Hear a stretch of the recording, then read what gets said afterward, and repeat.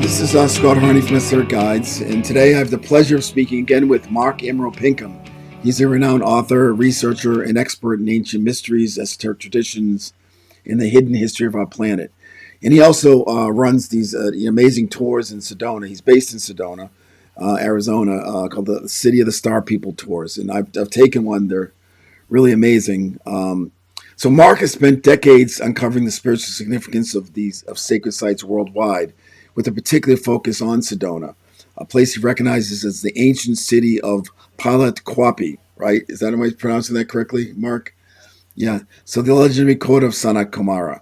So he's written a number of books, including Sedona, City of the Star People, The Return of the Serpents of Wisdom, and Guardians of the Holy Grail.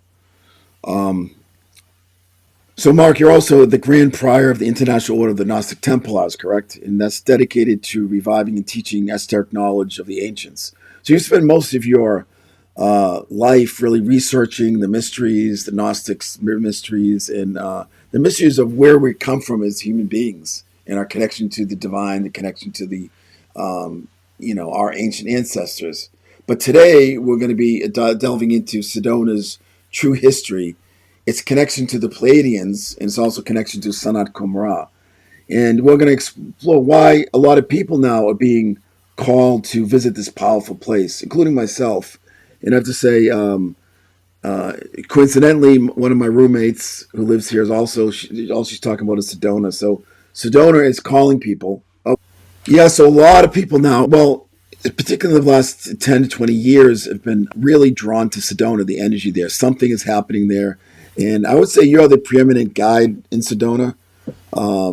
You've been delving into its mysteries since basically 1987, since you first arrived there. So you've had some really profound experiences. Maybe we could start. What was it like when you first arrived, and did you immediately feel a spiritual connection? Well, there was kind of three different phases that opened me up to what's there in Sedona. My first time was back in February 1987. I was living up in Washington State and in the middle of a massive relief crisis. And I knew Sedona was this hot energy spot with vortexes, so I figured if I headed down there, maybe I'd get some answers. And so I left my wife and my dog in my car and headed on the road. I hitchhiked and took buses down here. And it was quite an amazing journey in a way, because whenever I needed a ride or a bus or transportation of any kind, they just kind of magically appeared, and I had no problem getting down there. So I figured something was up. Like, this was a very, very important and special journey for me. When I got to Sedona, I went into Boynton Canyon because I'd heard that was like the largest of Sedona's four major vortexes, and also the most powerful one. And it's a very big canyon. The trail itself is about 2.5 miles long. So I hiked on in there one morning, and after about an hour or so, I saw that there was kind of this ledge that jutted out from the side of the side of the canyon. So I climbed up there thinking, oh, well, this is going to give me a bird's eye view of the whole canyon, and it did. I sat down, I immediately started praying, and almost immediately I felt like this shot of energy moving up my spine. And then I meditated and prayed for a few minutes more, and then the voice within me said, look in front of you. And right across the canyon from me was these three massive pillars. I mean, they must have been 100 feet tall. And in many ways, they were just absolutely perfect. Like they'd been carved by human hands, or at least they had been created by a higher intelligence. And then immediately I knew I was in a special place. And I started looking around the canyon, and it's like everywhere I looked, I saw red rock formations in the form of statues, images in the form of humans and animals, sacred symbols. I saw this everywhere I looked. And then when I looked down to the floor of the canyon, where I had just walked, I saw it completely covered with red rock temples. They were just amazing. And so, like, right away, I thought, well, that shot of energy that I just experienced, it must have opened up my third eye, my second sight, because those temples weren't there when I hiked in. There they were, all made out of the red rock, and they were just absolutely perfect, as if they had been placed there a week before. Many of them have symbols carved into them. Some were actually different colors. Some were pyramid shaped, some were more kind of classic temple square shape. And I saw statues, and I saw a saucer-shaped ET craft right there in the middle of them. And so my first thought was, well, this must be a colony of extraterrestrials. I mean, what else could I think, you know? But so, after a while, I decided, well, you know. Quick question: was this was this sort of a clairvoyant vision you were having at the time? That's exactly it. That's what I found out. Well, I was seeing into the fifth dimension, the next dimension, because in this dimension, those red rock temples have undergone a lot of erosion, because Sedona has been underwater at least 4 or 5 times in its history and completely immersed in water. And so that has eroded so many of the temples. And so if you or anybody else were to go into Boynton Canyon, the temples that you would see today are only about a third of what left of what they really were originally in their shape. And that's what I eventually found out, because eventually I went down to the floor of the canyon thinking, well, I want to get into some of these temples if possible. And I'd see one from a distance, and then as I'd walk towards it, it seemed almost like melt or disappear in front of my eyes. And by the time I got to it, only about a half or a third was left there from what I'd originally seen. So after a while, when this kept happening, I finally decided, well, that surge of energy must have opened up another level of sight for me.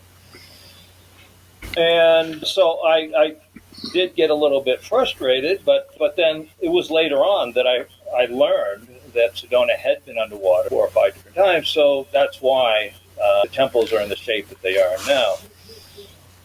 But if you can see fifth dimensionally, and I have been fortunate enough to be able to do that on a number of occasions, you will be able to see the temples in their original perfect form.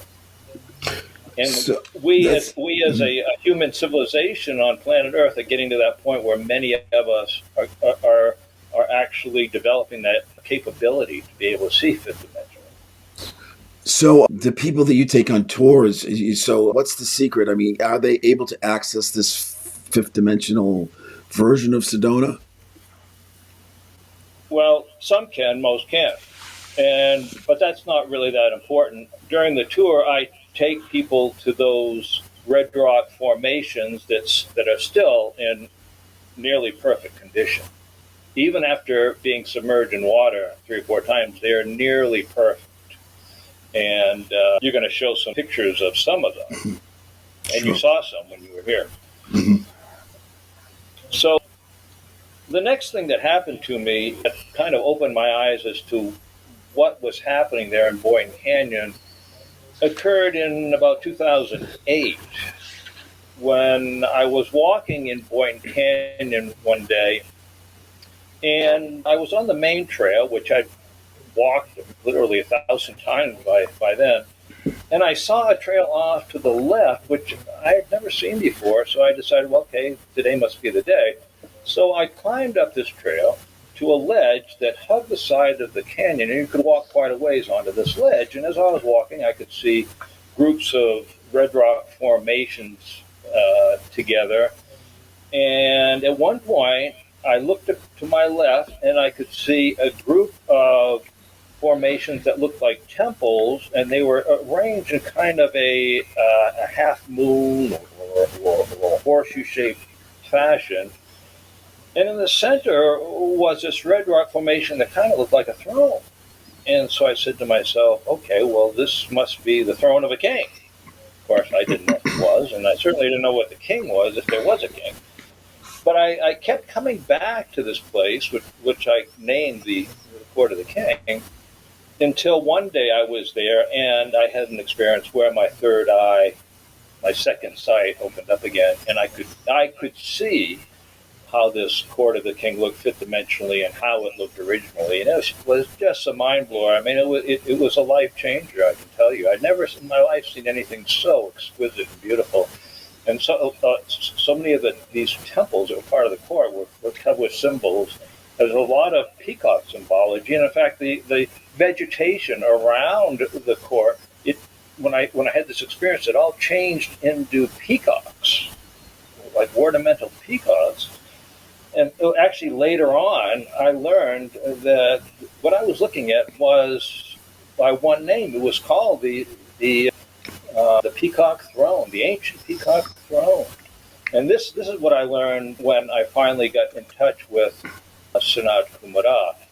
And that's the next part of my story, is that connection started to be was created about 2.5 years ago.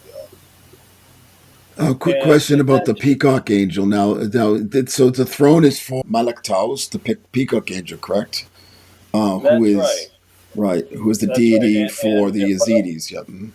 That's right, exactly. Malak Taos, Tausi Malak, and for the Hopis, it's Masao. Oh, the same being. And Okay. So Masao was living in Palafati, so that was his throne. There's many different names for this universal king of the world, but that's it. It's the same king. This is what I found out as I surveyed all the legends of the ancient kings of the world and different cultures. They all say that the story about them is always the same. Their name and form might differ, but the story behind those kings is always the same. So I came to the conclusion there was one universal king, and the court that I had come across, discovered, was one of the main courts of this universal king.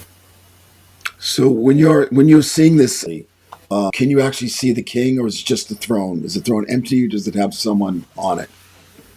I have kind of seen one form of the king. You see, Sanat Kumara, he is the king, and he takes many forms. And in fact, the Yazidis themselves say their peacock angel takes 1,001 different forms. But one time I could make out the image of this boy like a prince. And he was wearing a crown, and he had a spear. And then I found out that that's the form of Murugan. That's one of Sanat Kumara's forms named Murugan. Wow. And he told me that is his form as the peacock angel. His most common form is the one that he exists in Shambhala in Tibet, which is a 6'9" Pleidian male with long blonde hair and big bright blue eyes. But he, like I said, he has so many different forms because his essence, if you will, is pure Kundalini energy, and he can take any form that he wants to at any time. But in 2.5 years ago, as I was mentioning, I had heard that the Hopis were saying that the Pleidians, who they said were their ancestors, were about to return. And in fact, they said that they had been returning actually since 1970. And I decided that I would really like to connect with them, or at least one of them, and learn about them, learn about their star system, because I felt an affinity. I felt like I was a Pleiadian. And so there were nights that I would go outside and look up at the stars and try to invoke their presence, or kind of create an encounter with them. But that didn't really happen. But eventually, what did happen is that there was a consistent presence that would show up. Right? There was a presence around me, and I figured, well, maybe that's just Pleiadian presence. So I'm going to try to communicate with that. And so I tried different modalities, different tools to do that, such as I tried a Ouija board, I tried a pendulum. But then finally I started receiving the messages of this being, and lo and behold, it was a Pleiadian named Sanat Kumara. Now, I'd heard about Sanat Kumara because I had been very much into theosophy when I was younger, and the books in theosophy speak a lot about Sanat Kumara, like Secret Doctrine and Alice Bailey's work. And what they said was that was the planetary logos, the will, the mind of the earth, also known as the king of the world, and that he lived in Shambhala. But they also said that he came from Venus. And so I said, well, okay, so you're a Pleiadian, but I'd heard that you came from Venus. And he says, well, that was actually just a stepping stone between the Pleiades and the Earth. He stopped there on his way to the Earth. And actually, before he came to Earth, he actually established a colony of Pleiadians on Venus. And this is why today, when people have experiences with Venusians, they look identical to those from the Pleiades because they are Pleiadians. You see what I'm saying? And so then he started giving me these downloads. And one of the first things he said is that he wanted to contact me because there was a lot he needed to tell me that I had been chosen to be one of his vehicles on Earth to share the ancient wisdom and to teach people about the Pleiadians, because, as he told me, we are all Pleiadians, that our sun and our solar system is one of the stars of the Pleiades, and our ancestors are Pleiadians. And so what he says is that we ended all cycles of time on December 21st, 2012. And that was when our sun aligned with the center of the Milky Way galaxy. But right now, we're kind of in an intermediary phase leading up to another cycle that's going to begin in about 80 years, and it'll be a golden age, or a Satya Yuga, they call it in India. And at that time, we are going to officially know for sure that we are Pleiadians, and we are going to be in direct contact with the Pleiadians. They are going to start coming in great numbers. I mean, he said there's already a number of them here, but there's going to be many more that are going to be coming in the near future. And so he told me that, and he told me a number of things. He told me about the creation of the universe, how the Alcyone, the main star of the Pleiades, is the very center of the whole universe, and that is actually his star. His spirit was born within that star, and from that star came 6 other stars, and together they're the Pleiades, but they're also known as the 7 archangels. So one of his names actually is Archangel Michael. So these are all the kind of things that he's been telling me. And then he told me about when they first came to Earth, to colonize Earth, which was like 18 million years ago. And he said that there was a protocol that they followed when the Pleiadians came to a planet to colonize it. What they would do is they would activate the crown and the root chakra of that planet. The crown being kind of the brain of the planet, and the root chakra being its physical force, its physical energy that would feed the whole entire planet through its grid, the planetary grid. So initially they went to the North Pole because at that time that's where the crown chakra existed. And their goal was to activate that crown chakra. So what they did is they terraformed a mountain into the shape of a Shiva lingam. And a Shiva lingam represents male-female coming together, and when male-female, the genders unite, life energy, life power, energy is produced. So they created this over the crown chakra in order to energize it. And right near that that Shiva Lingam mountain that they created a small inland sea, and there was an island in the center of it. And on that island, they created a court, and that was the first court of Sanat Kumara, because at that time he was the planetary logos, the mind and the will of this planet. And so one of the best ways, of course, of activating the brain of this planet was for Sanat Kumara to have his place, his court, up there in the crown chakra, because it was his thought forms that were then going to determine the events that happens on this planet. I mean, he essentially is the brains of this planet, you see? So he has a court up there. Where was that original court? I'm sorry. Yeah, where was that original court you mentioned with the crown chakra? I'm going to get to that in just a moment. Sure. Just hold on. Sure. But it's near the mountain. That, long story short, that 2 million years later, there was a massive earth shift. And what had been up in North Pole moved down to what is now Tibet or Mongolia, in that area. And so that Shivalinga mountain is now in Tibet, and it's known as Mount Kailash, the Crystal Mountain, and it's considered by the religions of the East as being the most sacred mountain by far on the planet. And what happened to that island in the little sea? Well, that moved down and became the Gobi Sea, which in the center of it was an island which you might have heard of as the White Island. And this is what you can find out a lot of information about the White Island through the sacred doctrine of Theosophy. And then 12,000 years approximately, which was the planetary deluge, the Gobi Sea emptied out, and that island was then picked up to 12,000 feet in the Himalayas, and it became Shambhala.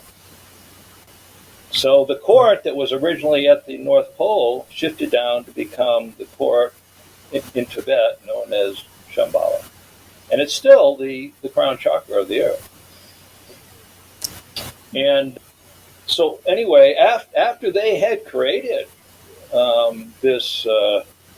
they'd activated the crown chakra, and they'd created this Shivalinga mountain over it, the Pleidians, they went to the opposite end of the Earth's spine, which, of course, at that time was at the South Pole. And that was when they first came to Sedona, which was at the South Pole at that time, because that's the root chakra of the Earth. And what they did the same thing. They had the same approach. Their goal was to completely amplify the energy of Sedona, so that energy could move around the planet and feed the whole entire planet. And so one of the first things they did is they covered it completely with this crystalline red rock that we have here today, because this red rock is sandstone, and it's full of quartz crystal, and also it's full of iron. And so that energy that moves up from the crown chakra moves through that red rock. It gets amplified by the quartz, and it moves very quickly. It conducts very quickly by the iron. And then they also, what they did is they created these red rock formations that work as energy generators, and they placed them in grids. Like today, there's 2 of their grids still here. We have a huge 6-pointed star that is marked, its corners are marked by these big red rock formations, these energy generators. And then we have a big 5-pointed star where the corners are marked by energy generators there. And so this was another way that they activated Sedona. But they also created the second court of Sanat Kumara, because just like his mind and his intellect were going to be directing the affairs of this planet, his own power was going to be feeding it. You see, he's the original Fisher King, and if you study the Fisher King legend, you find that the Fisher King, by his own energy, he was able to keep his land prosperous and the people healthy, and they lived a long time. But when he swayed from the path of righteousness, he lost his power. So Sanat Kumara is essentially the original Fisher King, and he still exists here in a fifth dimensional form, and he is in his court, which is in the very center of this huge 50-mile diameter vortex we have here, and he's there, and his energy is very, very powerful, and his energy emanates through that court, and from that court it then moves into the planetary grid. So a lot of the energy that comes from Sedona isn't just from the red rock or the energy of the root chakra. It comes directly from him. And so he really is the energy that's keeping this whole planet alive. He is the spirit. He is the spirit, the soul of this planet. It's his intellect, his mind is what determines what happens, and his own power, his own energy feeds everything, all the life forms around the planet.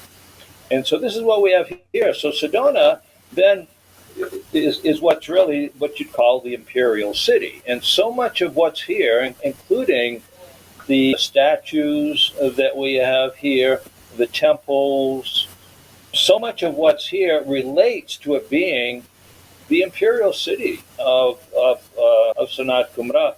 Many of the statues have, for example, have crowns on them because they represent him.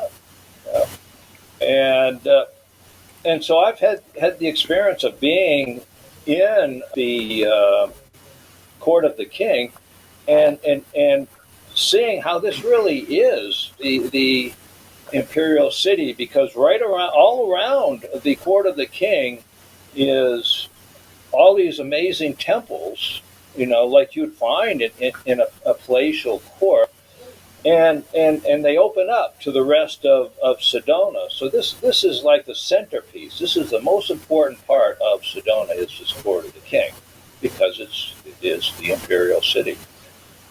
And there's actually, for example, also Bell Rock, which in my mind it looks more like a crown. And in fact, I've seen it fifth dimensionally. It is a crown. It's a gigantic crown, right? And right across from that is an elephant, like the kind of elephants that you see in India that transport the kings, right? That's what it looks like exactly. That's what it represents, the king's transport, right? And there's there's a sphinx here that it's a man's head on a lion's body, and it's also wearing a crown. So that's another form of him. So his presence is really everywhere. And you've got a whole intricate grid system here, which I have plotted out. It's in my book, and I also show people on my tours this grid system, and that includes 7 chakras, with the root chakra being in Boynton Canyon. And you see, what's interesting is that the 4 major vortexes and also the chakras, they're either upflow or downflow vortexes. So the energy is either predominantly moving down or up in these vortexes.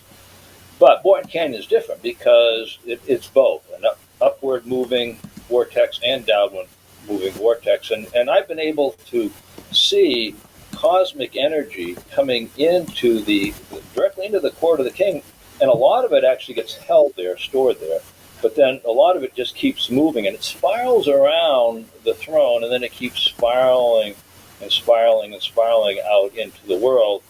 But it also moves along the spine of Sedona, and that goes right to the crown, which is the crown chakra of Sedona.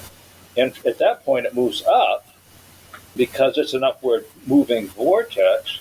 And this is why at the top of what I'm calling Crown Rock these days you have this huge cloud of electromagnetic energy, and apparently that's why we have so many UFO sightings in that area, because they're fueling up. This is fuel for their craft, electromagnetic force.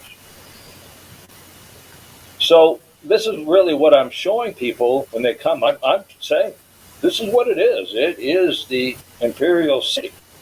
And Sanat Kumara wants people to see this, and as we're moving into the Satya Yuga, many people will see it, many more people are going to see it for what it is, and they're going to realize that, yes, we're all Pleidians, and we've always had a Pleiadian king, right?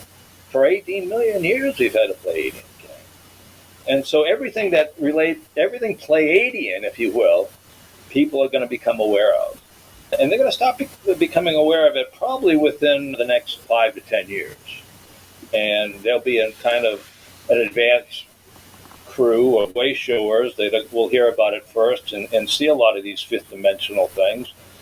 And then they will pass it on to others. And then when the other people are ready, they'll be able to see it themselves. But when we move to Satya Yuga, there'll be a lot more advanced souls on the planet, and a lot more souls that are spiritually evolved, and they will have that second sight. They will be able to see fifth dimension, and so they'll be able to come to Sedona, and they won't need to hire me to give them a tour.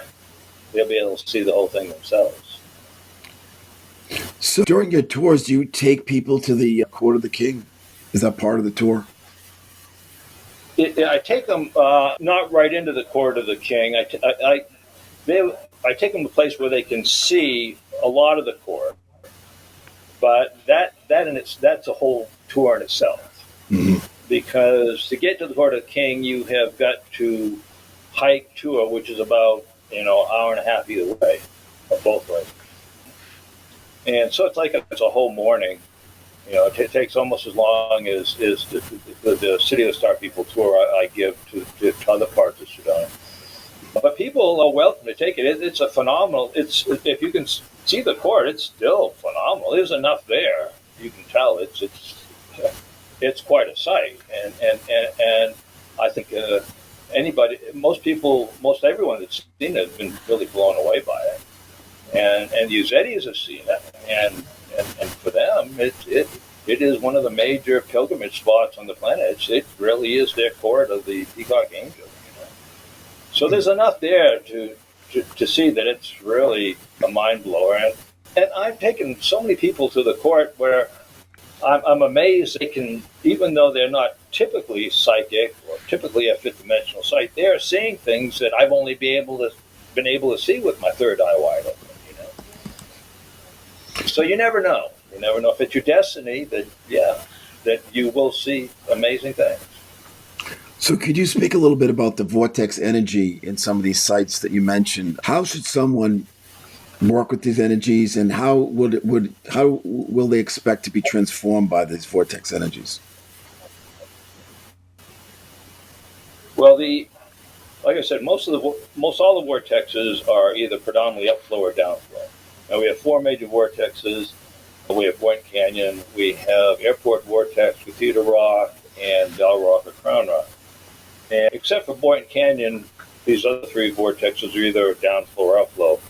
Downflow vortexes are best for going inside yourself. The energy goes down and takes you inside yourself. So excellent for meditation, right? And that would be Airport Vortex and Cathedral Vortex. Bell Rock is an upflow vortex.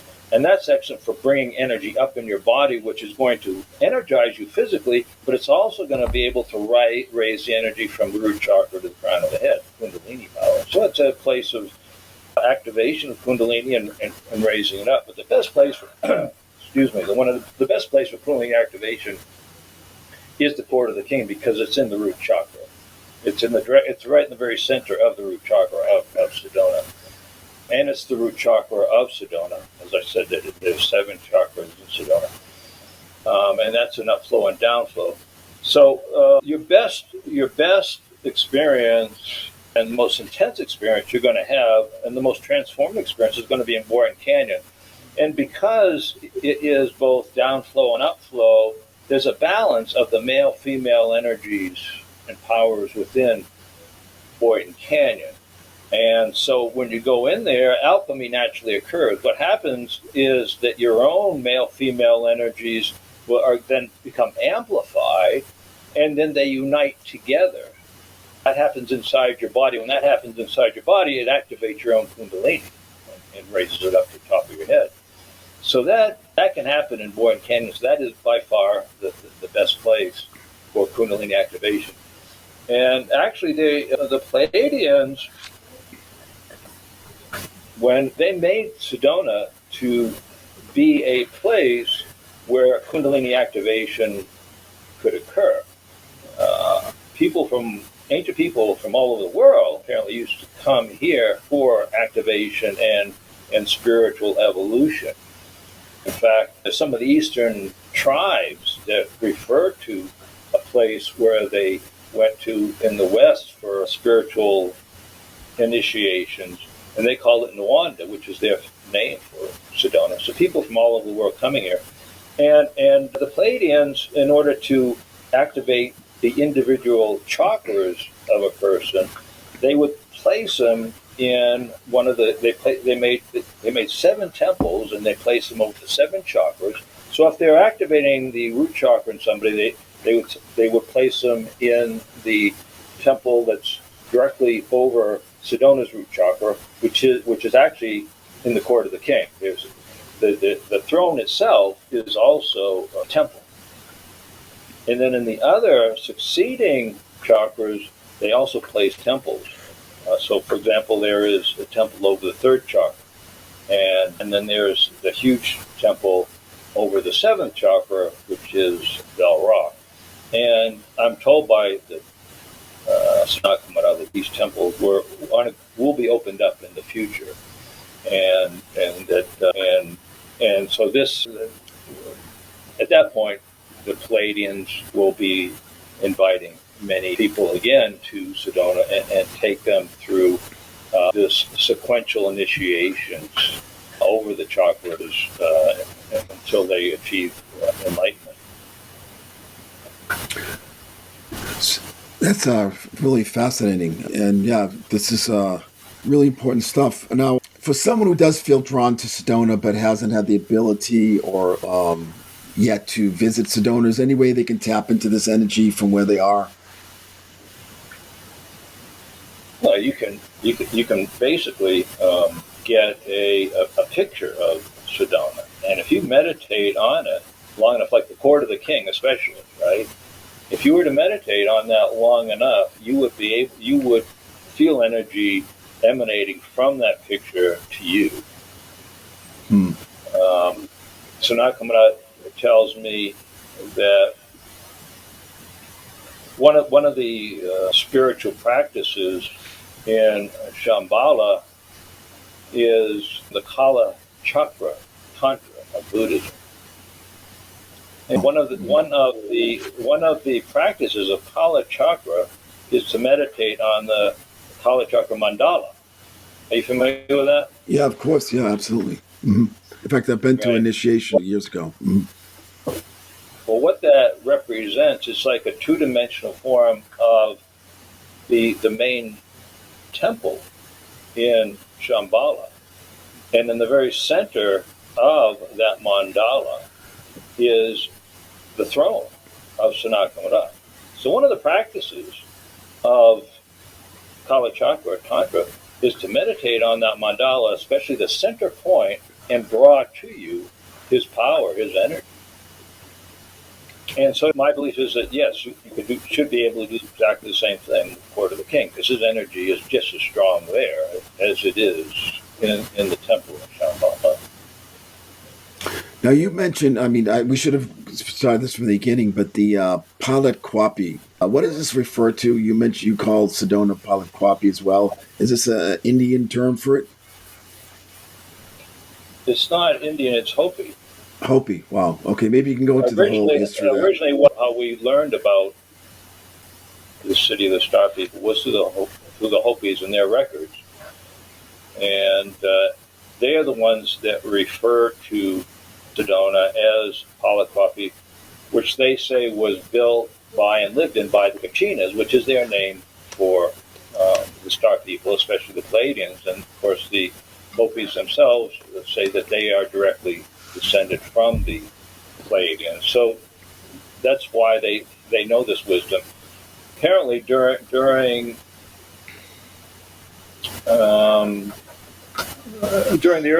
the earliest times of the Hopis, they traveled throughout the Western Hemisphere. In fact, Masao told them that that's what he wanted them to do. And that's when they originally visited to Palakpapi. And they said that the early clans visited Palakpapi and they were taught the mysteries of the universe, the mysteries of human evolution, how to activate Kundalini power. This is in their records.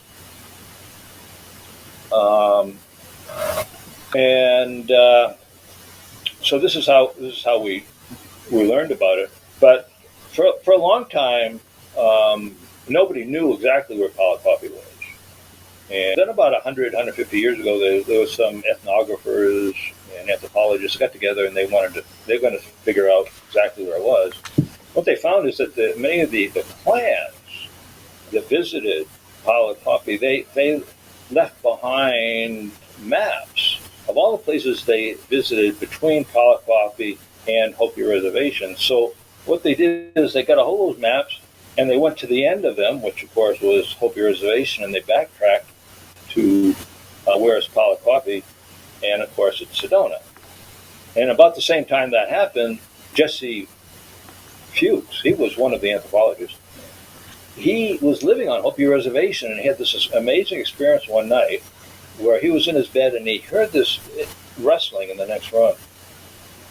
And so he went out there, and lo and behold, there was Masao.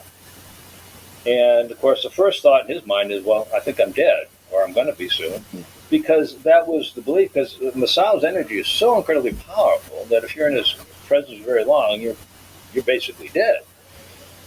But fortunately for us, he survived. He survived that night, and he spent the whole night with Masao, and Masao was telling him all the mysteries of the universe, including that this place definitely is Palakpapi. So from that point on, there was no question that this place was Palakpapi. And now you take it to another step further, starting in the 80s when I came here, that Palakpapi was really revealing itself and showing its fifth dimensional form. And so this has really happened very quickly now, because I mean we weren't even referring to these energy centers as vortexes until 1980 when Paige Bryant introduced them to us, right? So this really happened very, very quickly, and it's because we were and are about, or we did end the cycles, and we are about to start a whole new cycle of golden age where we're going to really know the truth about our past history. That's what Satya means. Satyuga means the age of truth. And we're going to know about everything conclusively. And one thing that's going to be happening, according to Sanat Kumara, is that in the next decade, you see, there's always been Pleiadians living with Sanat Kumara in his headquarters, his court, which is now Shambhala. And now there's more than 900 of them there. But in the next decade, he says that many of those Pleiadians are going to leave Shambhala and start integrating into this world. And as they do so, they are going to be sharing their incredibly advanced technology for healing, healing the earth, for, of course, human evolution, and also interstellar space travel. They are going to share with us that technology. That their ships, apparently, from what I understand, is they're alive, living intelligences. So if you sit, all a Beta needs to do is sit in the center of one of these disc-shaped craft, and just think about where they want to go, and immediately they're there. So that's what we have to look forward to. So the Pleidians are going to really start introducing us to the rest of the universe, and this is why it's going to be such a golden age, and how we eventually are going to know it all. And this will, of course, segue into, creating our own colonies on Mars and other places around the universe. So, whatever Elon Musk is doing, that's going to be kid stuff compared to what we're going to be doing, what humanity is going to be doing in the near future. That's something to really look forward to. So for anyone who is drawn to Sedona, I would highly recommend Mark's City of the Star People tour. And again, I've taken it. It's a really an amazing experience, and you guide it. We go to some of the sites, we meditate at the sites, and it really is a mind-blowing experience. So tell us a little bit about it. Is this something you do year-round? And we'll also put your website, in the description of the video as well. Yeah, that's one of the good features about that tour, is that you can run at any time, because so much of it occurs within the car, the vehicle.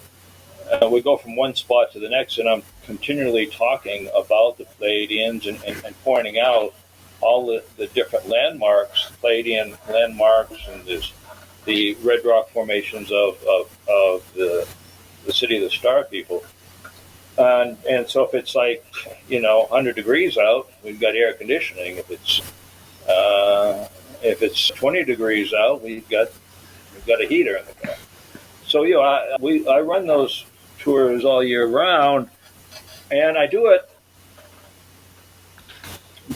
when people, by demand is when I run the tours.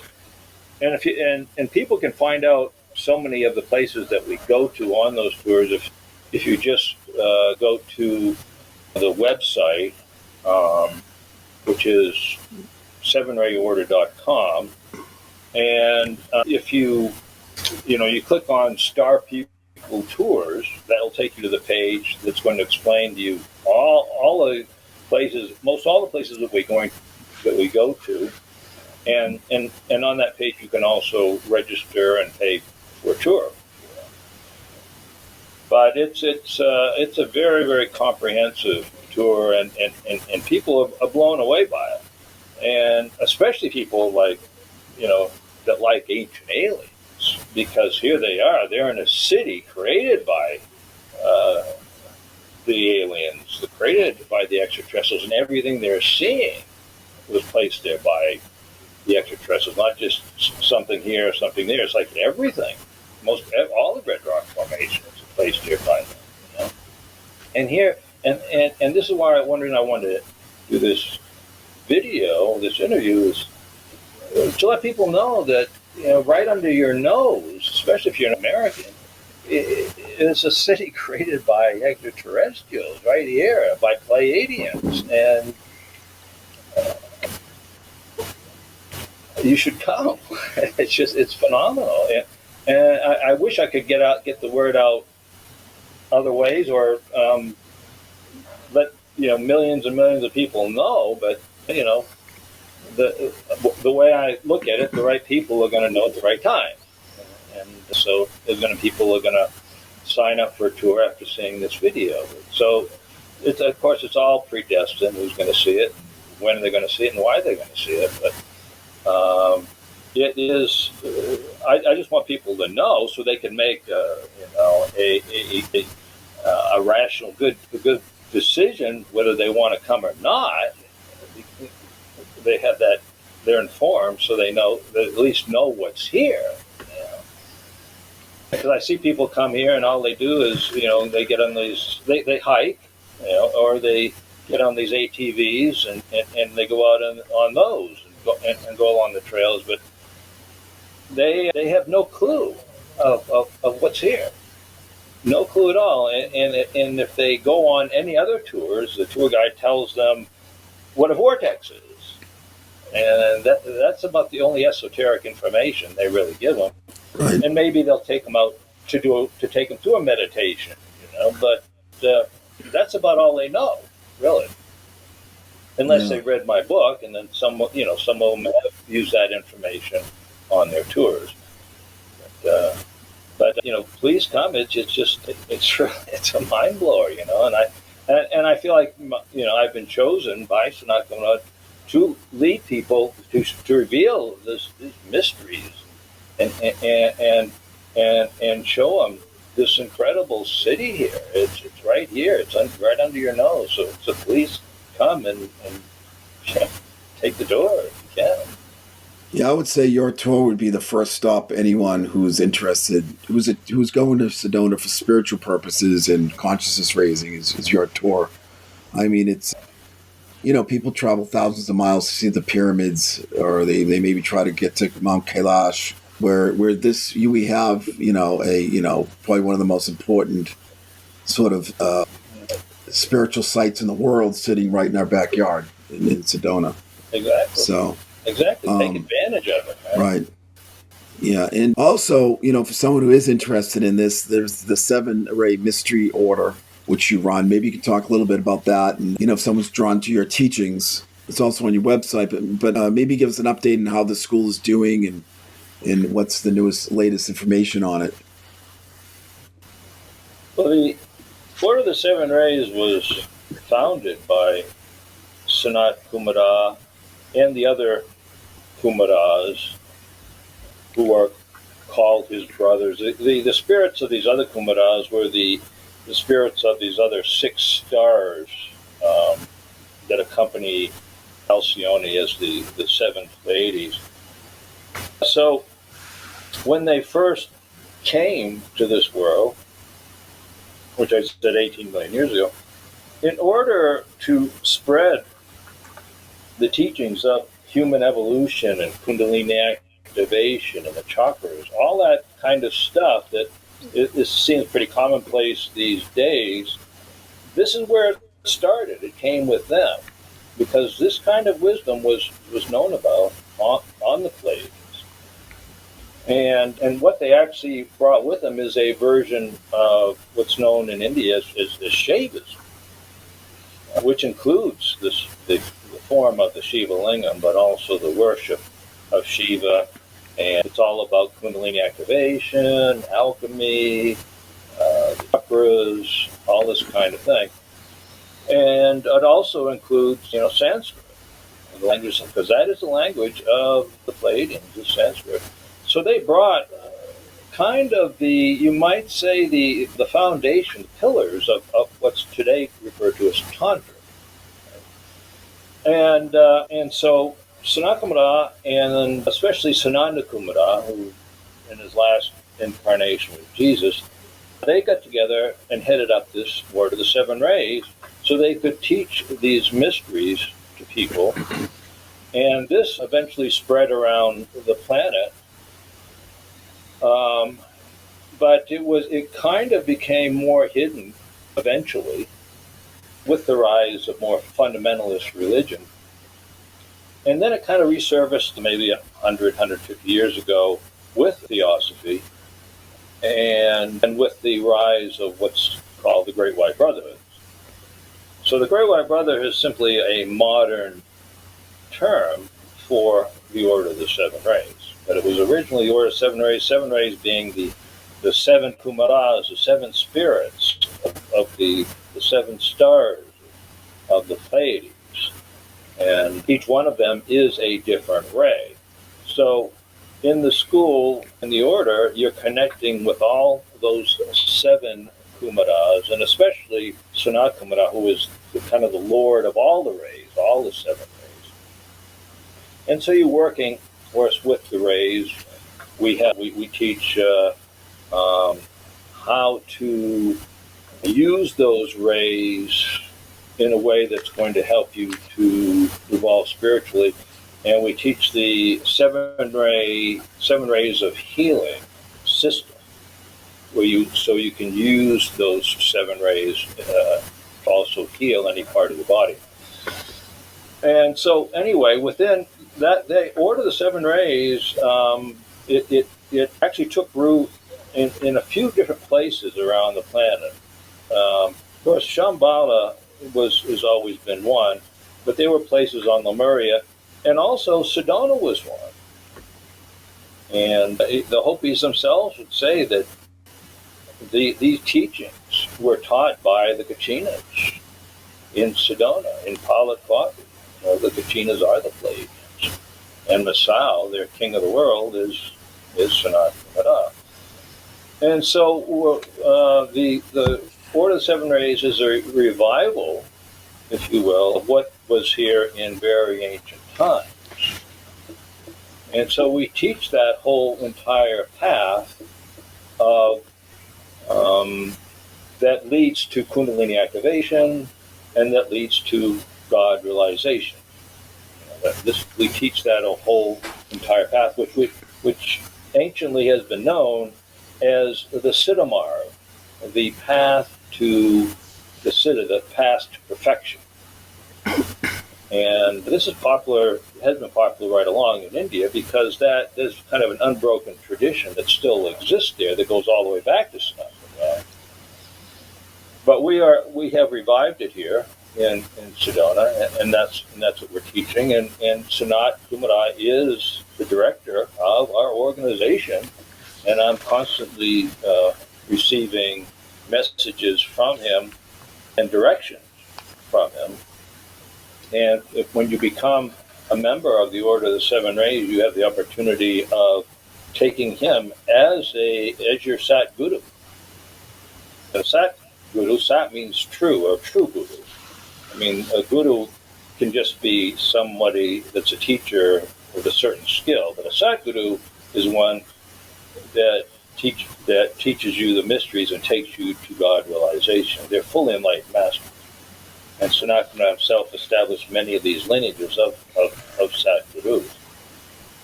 So if you want him to be your Sat Guru, which is a huge blessing, it's incredibly great good fortune because he's probably the greatest Sat Guru that ever existed.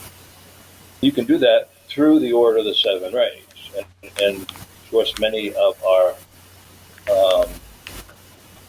members have done that, and most recently, starting just a month ago, the Sanat started giving Kundalini activations to a lot of these members of our order. So you need a Sadguru to achieve God realization.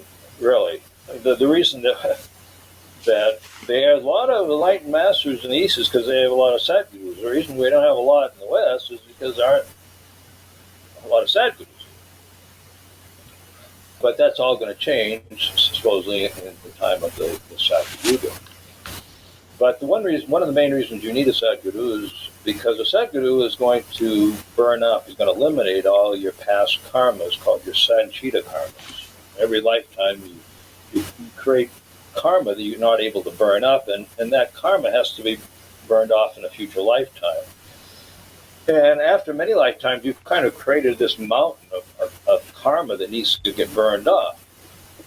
And until that karma is burned off, you cannot achieve God realization. Now, the problem is that every lifetime you're also creating more karma, known as a Kriman karma, that goes on to that hill. So even though you have taken a chunk off that becomes your karma for this lifetime, you're still creating more, and that's going back to replace it.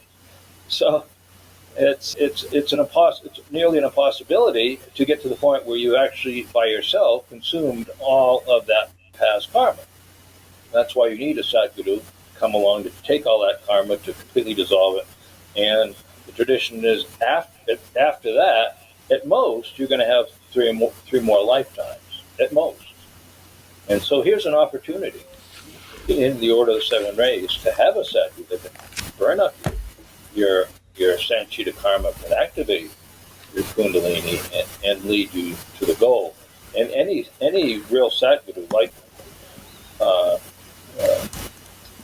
Sanat Kumara, he'll accompany you. If you don't achieve God realization under his guidance this lifetime, he will be with you in future lifetimes to make sure that you do reach the goal eventually.